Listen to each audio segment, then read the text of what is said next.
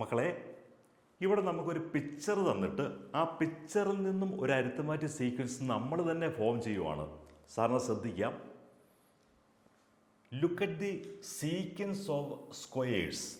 നമുക്ക് ചില സ്ക്വയറുകളുടെ സീക്വൻസ് ആണ് തന്നിരിക്കുന്നത്, അല്ലെങ്കിൽ സമചതുരങ്ങളുടെ ശ്രേണി നോക്കണം. ഇവിടെ നമുക്ക് സമചതുരങ്ങൾ സ്ക്വയേഴ്സ് ആണ് തന്നിരിക്കുന്നത്. Write the number of sticks used for making squares as a sequence, അല്ലെങ്കിൽ സമചതുരങ്ങൾ ഉണ്ടാക്കാനെടുത്ത കമ്പുകളുടെ എണ്ണം ശ്രേണിയായി എഴുതുക. അപ്പോൾ ആദ്യമേ നമ്മൾ ചോദിച്ചിരിക്കുന്ന ക്വസ്റ്റ്യൻ എന്താണ്? ഈ സമചതുരം ഉണ്ടാക്കാൻ വേണ്ടി എടുത്ത കമ്പുകളുടെ എണ്ണം, അല്ലെങ്കിൽ number of sticks used for making squares. നമുക്ക് നോക്കാം. ഇവിടെ 1, 2, 3, 4 സ്റ്റിക്സാണ് ആദ്യം എടുത്തിരിക്കുന്നത്. അപ്പോൾ നമുക്കിവിടെ 4 എന്ന് പറയാം. ഇവിടെ 1, 2, 3, 4, 5, 6, 7. ഇവിടെ 7 വരും. അതുപോലെ ഇവിടെ 1, 2, 3, 4, 5, 6, 7, 8, 9, 10. മക്കളിങ്ങനെ ഒന്ന് വെച്ച് നോക്കിക്കേ. ജസ്റ്റ് ഇങ്ങനെ ഒരു സ്ക്വയർ ഉണ്ടാക്കി നോക്കിക്കേ. ജസ്റ്റ് ഒരു ഈർക്കിളി കൊണ്ട് ഇങ്ങനെ സ്ക്വയർ ഉണ്ടാക്കി വെച്ചാൽ നമുക്ക് പറയാൻ സാധിക്കും ഇവിടെ 10 എണ്ണം വേണം. അതായത് ഇവിടെ വന്നു കഴിഞ്ഞാൽ, ഇവിടെ ഒരെണ്ണം വന്നു കഴിഞ്ഞാൽ 4 എണ്ണം വേണം. പക്ഷെ പിന്നെ ഈ 4നോട് ഈ 3 കൂടി കൂട്ടിയാൽ മതി, 7 എണ്ണം. കാരണം ഇത് കോമൺ ആയിട്ട് നിൽക്കും. അവിടെ ഇവിടെയും നമുക്ക് ഇത് കോമൺ ആയിട്ട് നിൽക്കും. അപ്പോൾ ഈ 3 കൂടി കൂട്ടിയാൽ മതി. അപ്പം നമ്മുടെ ക്വസ്റ്റ്യൻ്റെ ആൻസർ എത്രയാണ്?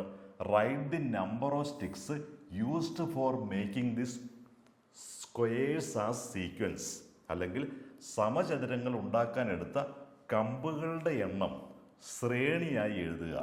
അപ്പം നമുക്ക് 4, 7, 10 എക്സെട്ര. ഇതാണ് അതിൻ്റെ ഉത്തരം. ഇനി രണ്ടാമത്തെ ക്വസ്റ്റ്യൻ നോക്കിയേ. Describe the sequence in your words. ഈ ശ്രേണിയെ നിങ്ങളുടെ വാക്കിൽ വിശദീകരിക്കുക. നമുക്കിത് എങ്ങനെയാണ് പറയാൻ സാധിക്കുക?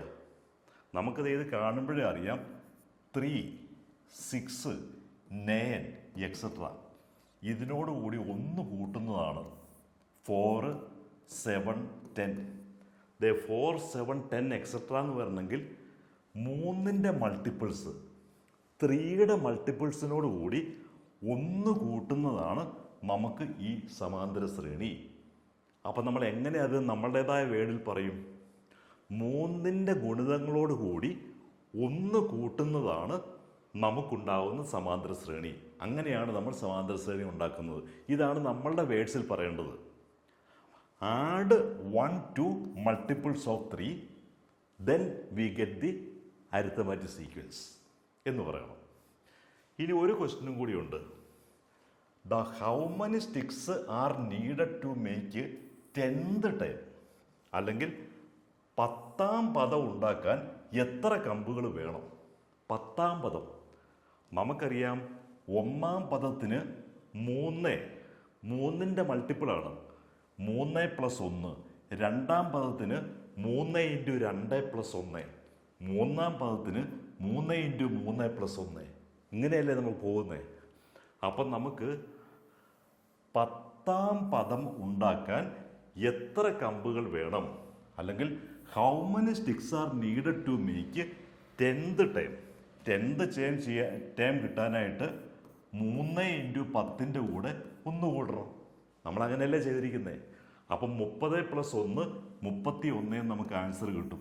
അല്ലെങ്കിൽ 10ാം പദം, അല്ലെങ്കിൽ 10th term is equal to 31.